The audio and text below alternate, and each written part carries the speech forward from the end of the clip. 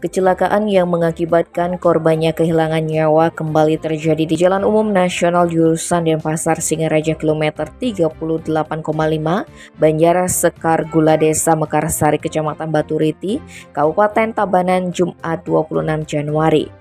Kapolsek Baturiti Kompol Arya Agung Arjana Putra menjelaskan kecelakaan tersebut merupakan jenis kecelakaan tunggal karena korban yang mengendarai sepeda motor Yamaha Aerox mengantuk dan tidak bisa menguasai kendaraannya.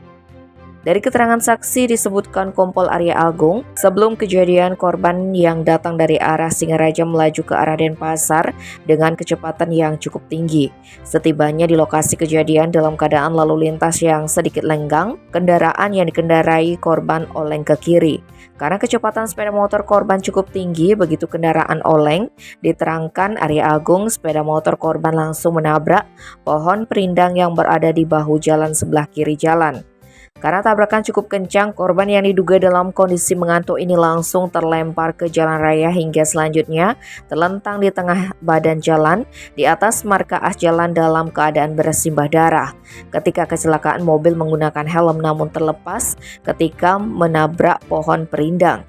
Sedangkan kondisi sepeda motor korban ringsek parah pada bagian depan sepeda motor.